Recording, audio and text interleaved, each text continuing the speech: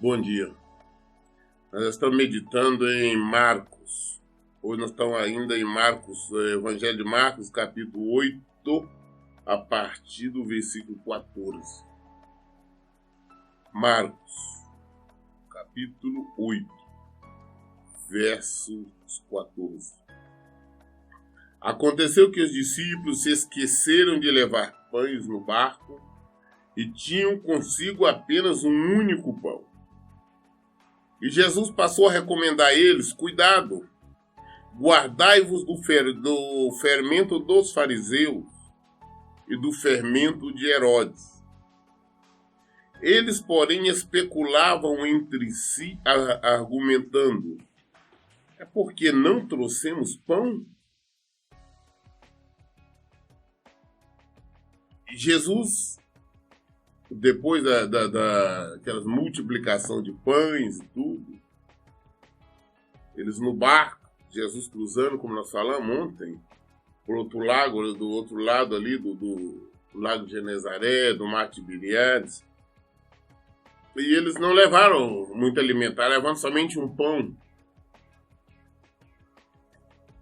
E Jesus começou a falar com eles, falou: olha, cuidado, guardai, preservai-vos do fermento dos fariseus, de Herodes, o rei. E eles começaram então a questionar, especular, conversando entre si. Vem cá, ele está falando isso, Jesus está falando isso, é porque nós não trouxemos pães? Não trouxemos alimento? Apesar de estar com Jesus o tempo todo, eles não entendiam, não compreendiam que Jesus sempre estava preocupado não com as coisas materiais ou físicas, sim, mas com as espirituais. Ao notar a discussão, Jesus questionou: por que discorreis sobre o não terdes pão? Até agora não considerais nem ainda compreendestes? Permanecei-vos com o coração petrificado? Tendo olhos não vedes, e possuindo ouvidos não escutais. Não vos recordais, quando dividiu 5 pães para os 5.000 homens, de quantos cestos cheios de pedaços que sobraram recolheste? E afirmaram-lhe 12. E quando eu parti 7 pães para aqueles 4.000, quantos cestos grandes, repletos de sobra, recolheste do chão? Responderam eles: 7. Ao que lhe concluiu Jesus: e então ainda não compreendeste? Jesus então falou, eles discutindo, Jesus falou: o que é que vocês estão falando? Sobre não trazer pão? Vocês estão cegos, é mais ou menos isso que Jesus diz. Vocês lembram quando a multiplicação de pães a primeira vez, quantos vocês sobraram? E da segunda vez? Ou seja, não é sobre pão que eu estou falando, não é sobre alimento que eu estou falando. Não este alimento. Eu não estou falando com você, nós estamos preocupados por não termos pães aqui para comer alimento. Estou falando fermento dos fariseus, de Herodes, ou seja, as doutrinas deles. Essa doutrina, nós temos que tomar cuidado, as doutrinas dos fariseus. Os ensinamentos desses religiosos que falam uma coisa, mas fazem outra. Ensina rigores, rituais, que nada tem com o evangelho. Falou: cuidado com este fermento, porque o que é o fermento? É aquilo que faz com que cresça uma massa. Então, um simples ensinamento desses fariseus, uma simples palavra dele, pode atrapalhar, pode corromper grande parte de umas pessoas, de uma igreja, de uma congregação. Cuidado com os fermentos dos fariseus, de Herodes. Não é sobre alimento que Jesus era preocupado, não. Porque ele sabe multiplicar os pães. Jesus sabe nos dar o alimento verdadeiro. Nós estivermos na presença dele, nós não vamos passar fome. O alimento verdadeiro e principalmente o alimento verdadeiro que é ele. Ele disse, eu sou o pão que desceu do céu. E chegando a Betsaida, algumas pessoas trouxeram um cego à presença de Jesus e rogaram-lhe que o tocasse. Então ele tomou o cego pela mão e conduziu para fora da aldeia. Em seguida cuspiu nos olhos daquele homem e lhe impôs as mãos e indagou, vedes alguma coisa? Depois chegaram, atravessaram do outro lado de Betsaida. Algumas pessoas trouxeram então um cego e pediram a Jesus, toca nele, com oração de posição de mãos. Estou falando novamente sobre isso incrível. Ainda nós estamos falando como tem igrejas, denominações, pastores, seitas, que não aceita, não concorda, não faz oração de posição de mãos. Jesus fazia. As pessoas iam até ele para ele orar com imposição de mão para curar as pessoas. Aqui pediram para que ele orasse com imposição de mão sobre um cego. Jesus então pegou aquele cego, tirou do meio do povo ali, foi assim para fora e cuspiu nos olhos do cego. E lhe impôs as mãos. Orou com a imposição de mãos. E depois então perguntou, vem cá, você está vendo alguma coisa? Era cego. Jesus cospe nos olhos dele. Ora com a imposição de mãos. E pergunta, você já está vendo?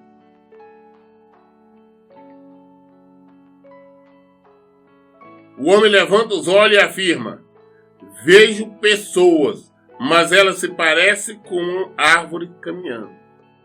Falou, não, eu vejo, estou vendo pessoas, mas elas estão parecendo com a árvore caminhando. Ou seja, essa pessoa e o cego começou a enxergar, mas a visão ainda estava distorcida. Ele não estava enxergando perfeitamente ainda.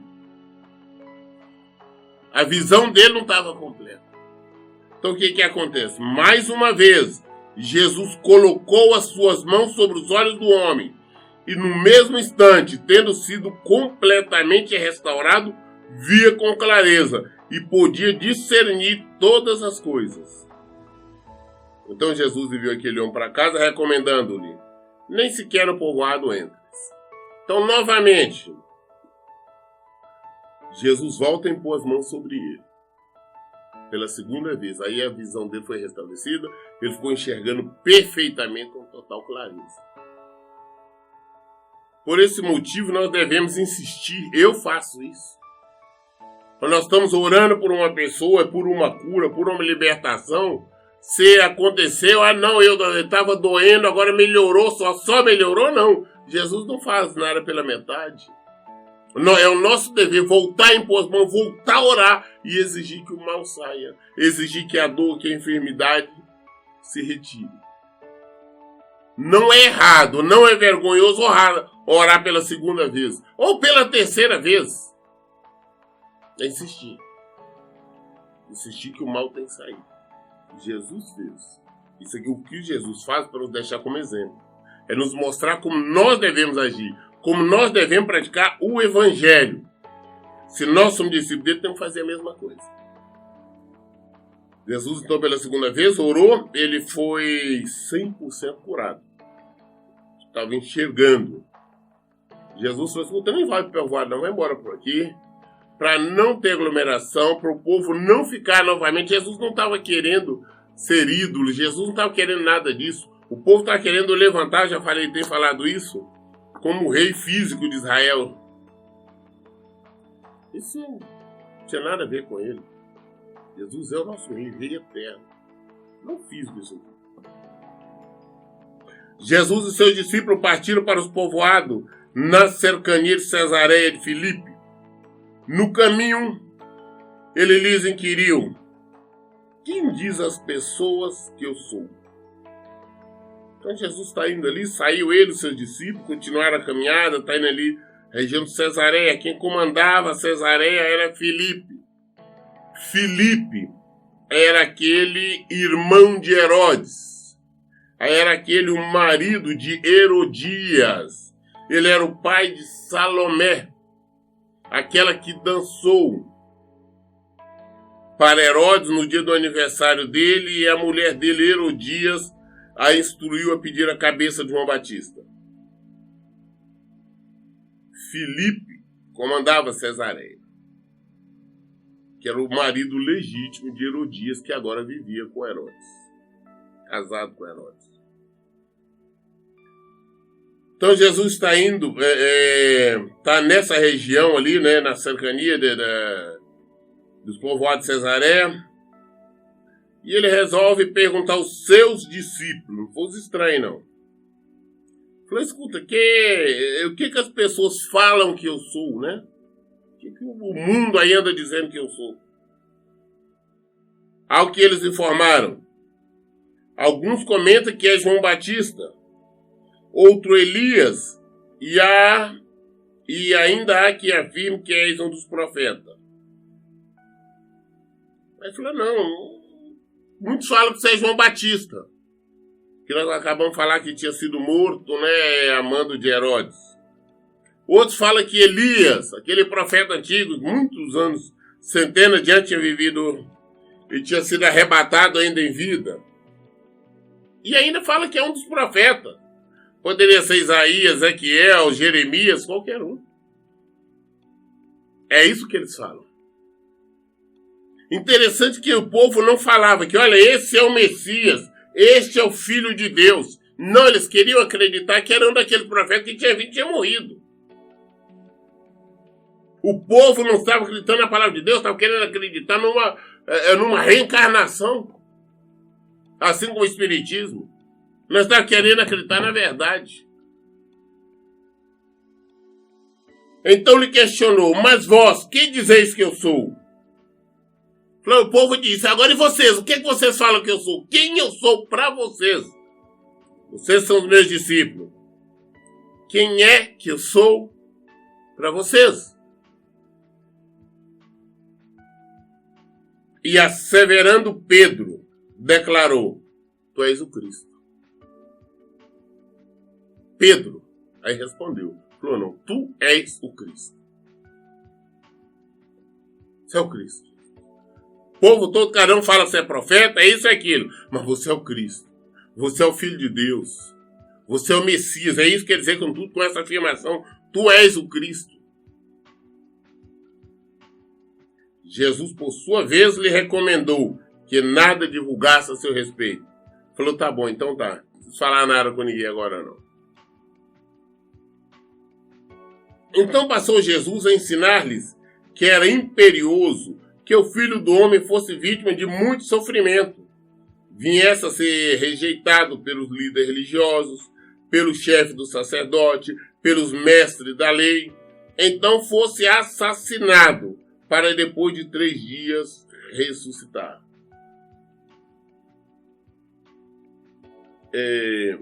Então Jesus, depois dessa coisa, não fala sobre este assunto, não. E começou a falar com ele sobre coisa do reino, sobre o que iria acontecer. Falou, olha, os sacerdotes, os mestres da lei, as autoridades religiosas, a todo tipo de pessoas, eles vão me perseguir naqueles dias. Eu vou ser preso, eu vou ser humilhado, eu vou ser espancado, eu vou ser assassinado. Mas depois de 3 dias eu vou ressuscitar. E Jesus já estava dizendo, os líderes religiosos, né, vão ser rejeitados por eles. Eles vão me assassinar. Eles vão. Interessante que os líderes religiosos hoje continuam perseguindo Jesus. Continuam citando o nome de Deus, como naquela época os líderes religiosos sempre vão citar o nome de Deus, mas continuam perseguindo Jesus, como conduziram ele até a cruz, né? O crucificaram. Jesus sabia tudo o que ia acontecer, tudo o que ia passar com ele. E ele já de antemão, agora começou a prevenir os discípulos. Falou, olha, vai acontecer tudo isso.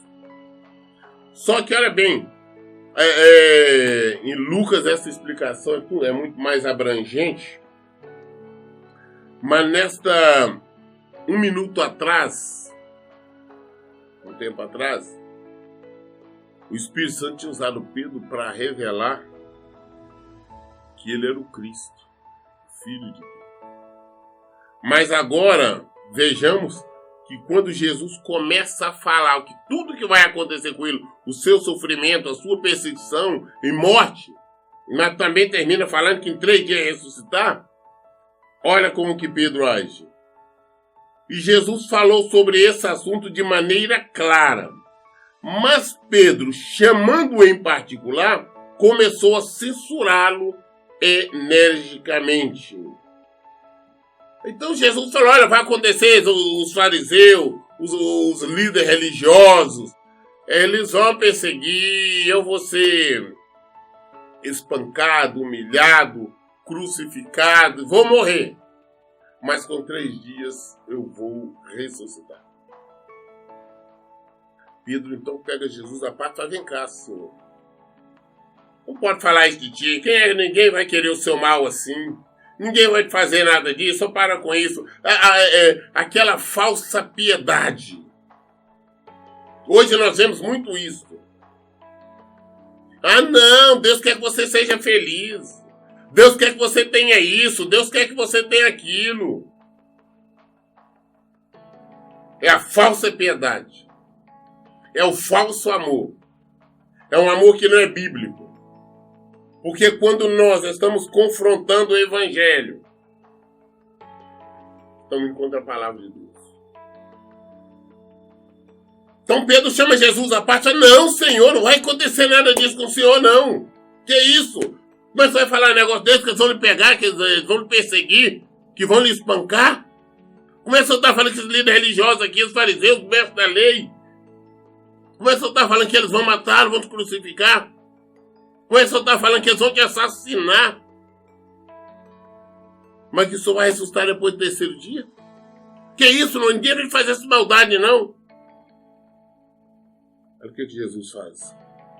Entretanto, Jesus voltou-se, olhou para os discípulos e repreendeu severamente a Pedro, exclamando, para trás de mim, Satanás, pois não estáis pensando na obra de Deus, mas sim nas ambições humanas. Para trás de mim, Satanás, porque não estáis pensando nas obras de Deus, mas nas ambições humanas. Pessoas se divorciam ou querem divorciar. Tem muitos casos que chegam para mim, pastor, meu marido está traindo, me traiu, eu sou livre para mim casar de novo. Ou a mulher fala que o marido traindo e quer casar de novo, é livre. Que isso é um jugo, Deus não quer esse sofrimento para a vida dele ou para a vida dela. A não está passando numa situação difícil, ela não quer abandonar determinado pecado, porque Deus não quer que viva em sofrimento. Ah não, pastor, eu tenho anos que eu vivo, é um relacionamento, e Deus não quer que eu sofra, Deus não quer que ele sofra. Ah, eu sei que eu não posso largar esse pecado, porque minha renda vem daí. Deus não quer que eu sofra, não quer que meus filhos passem necessidade. Deus é amor, Deus quer que eu desfrute de paz, de alegria aqui, tudo bem. Uma contrapalavra de Deus. Assim como o diabo usou Pedro aqui. Jesus diz, para trás de mim, Satanás. Para trás de mim, Satanás.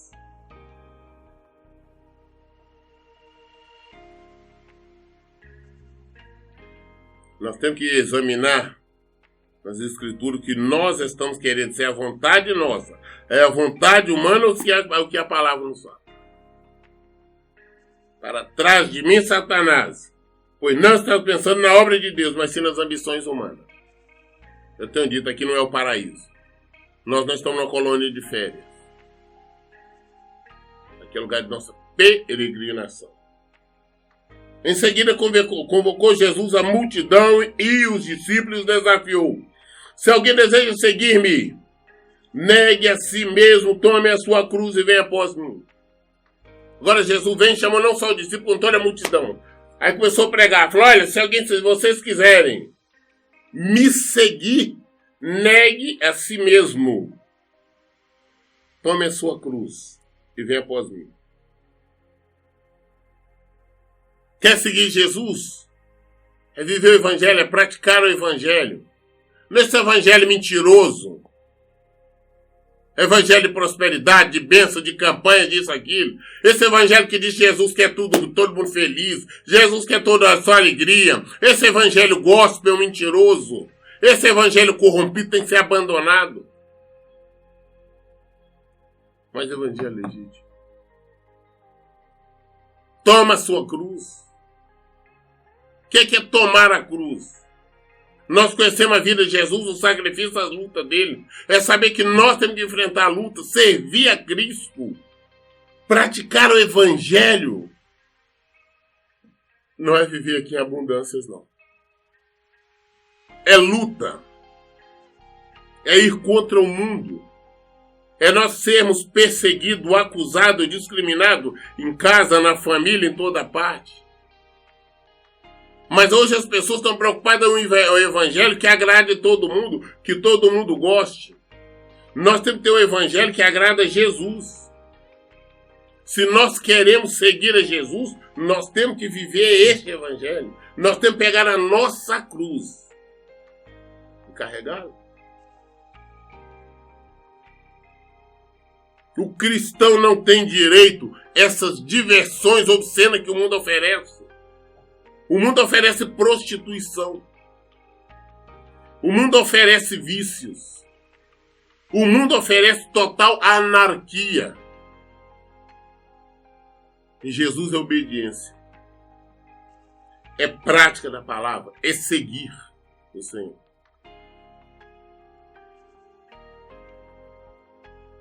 Hoje, infelizmente, é um evangelho corrompido.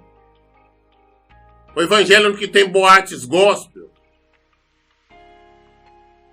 Um evangelho onde que tem agora para a loucura, mas existe agora sex shop gospel. É isso mesmo. Basta procurar na internet. Isto não é evangelho. São simplesmente religiosos. Aqueles que lhe conduziram Jesus à cruz. Aqueles que o acusaram. Que é dirigido pelo Satanás, o próprio Satanás que usou Pedro aqui agora, para dizer para ele, não, Deus não quer que nada disso aconteça, não.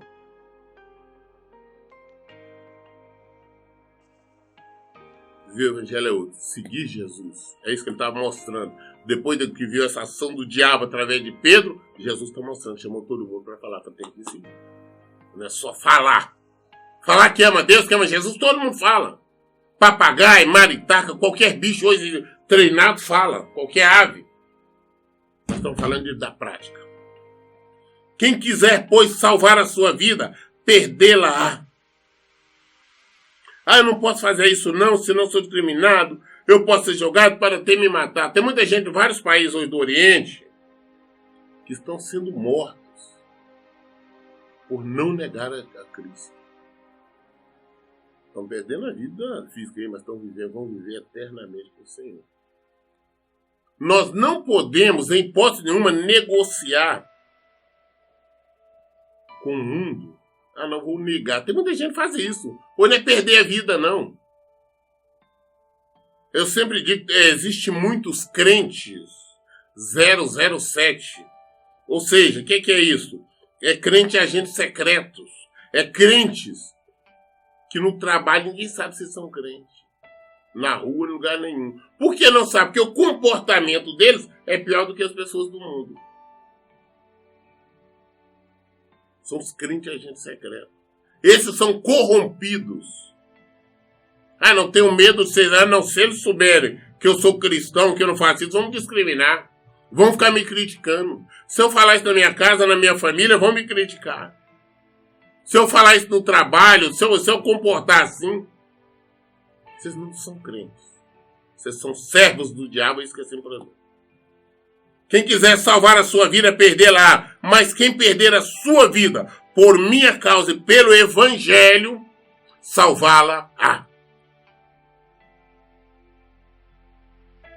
Se tiver que ser discriminado, apedrejado, escorraçado, humilhado, preso, por falar a verdade, glória a Deus. Glória a Deus. Mas jamais nós podemos corromper, aceitar essas mentiras. Jamais podemos aceitar essas barganhas. O evangelho não é fonte de riqueza. O evangelho não é para você ganhar dinheiro. O evangelho não é parque de diversão. O evangelho não é lugar para você trazer alegria para ninguém. É sim para trazer a verdade. Trazer Jesus. Trazer vida. Trazer salvação. Portanto, de que adianta uma pessoa ganhar o mundo inteiro e perder a sua alma? Dois entendimentos. O que adianta se tornar uma pessoa rica, maravilhosa, ter tudo? Uma fortuna aqui, ter tudo. Mas eu morro, eu vou padecer toda a eternidade no inferno. O que adianta eu ter bilhões de pessoas amigas? Morrer, eu vou padecer no inferno. O que adianta eu ter bilhões, trilhões de seguidores, de membros da minha igreja, de ovelhas? Eu morrer e padecer eternamente no inferno. Porque eu menti, eu preguei mentira, eu ensinei mentira. Eu não ensinei o evangelho. Eu não conduzi ovelhas do Senhor. Fui para o inferno. Eu não quero ter milhões. Que eu tenha uma só, que eu pregue para uma ovelha, mas que ela seja salva. E que eu também não venha perder a minha vida e a minha salvação por causa de ninguém. Portanto, que adianta uma pessoa ganhar o mundo inteiro e perder a sua alma? Ou ainda, o que uma pessoa poderia dar em troca da sua alma? O que eu posso negociar? Nada. A minha salvação é Jesus. É obediência. É prática da palavra. É viver o evangelho de Jesus Cristo. Assim sendo, numa época como essa, de incredulidade e perversidade, se alguém tiver vergonha de mim e dos meus ensinamentos, então Filho do Homem, quando voltar na glória do Pai, juntamente com os santos anjos, também a esta pessoa não oferecerá honra. Pessoas que têm vergonha das palavras, do ensinamento de Jesus, do Evangelho. Não, eu tenho vergonha de ser crente. Eu tenho vergonha de carregar minha Bíblia. Eu tenho vergonha de falar que eu sou crente. Eu tenho vergonha de falar que a fornicação é pecado. Eu tenho vergonha de falar que o adultério, que segundo o casamento é pecado. Eu tenho vergonha de falar que mentira ou mentirinha é pecado. Eu tenho vergonha de falar que qualquer ato de desonestidade é pecado. Eu tenho vergonha do Evangelho. Eu tenho vergonha da palavra de Deus. Eu prefiro pregar uma outra coisa. Eu tenho vergonha de estar pregando que Jesus é o centro, que Ele é Deus, que é Ele, não eu. Que não é ninguém. Ao contrário, que igrejas andam pregando que o centro não está sendo Jesus, o centro está sendo pessoas. Os hinos, as músicas, as pregações, não, Deus vai te abençoar, Deus vai te dar, pede Deus, você vai receber. O tudo somos nós. A pregação desse povo. Transforma Deus, transforma Jesus em um servo, em um garçom. Não, Deus está trazendo, Jesus está te dando. É isso, agora recebe. Isso é conversa fiada. Isso é mentira. Esses estão negando Jesus. E também serão negados por Ele. Assim, tendo em uma época como essa de incredulidade e perversidade. Infelizmente, muitos templos se diz igreja. Se diz evangélicos, mas incredulidade permeia. Perversidade é maldade. Templo especializado em extorquir. Se alguém tiver vergonha de mim, de homens e do homem, tiver vergonha dos meus ensinamentos, então o Filho do Homem, quando voltar na glória do Pai juntamente com os santos anjos, também a esta pessoa não oferecerá honra. Jesus vai voltar. E aí, para onde nós iremos? Aqui não é lugar de... não é parque de diversão, não é colônia de férias. É lugar de peregrinação. Não é o caminho, nós estamos caminhando em direção à vida ou à morte. Se nós estivermos com Jesus, é vida, com certeza. Mas estar com Ele não é só falar. É viver, é respeitar, é praticar este evangelho. Se alguém tiver vergonha de mim ou dos meus ensinamentos, então o Filho do Homem, quando voltar à glória do Pai, juntamente com os santos anjos, a esta pessoa também não oferecerá honra. Nós lemos hoje Marcos, concluímos o capítulo 8.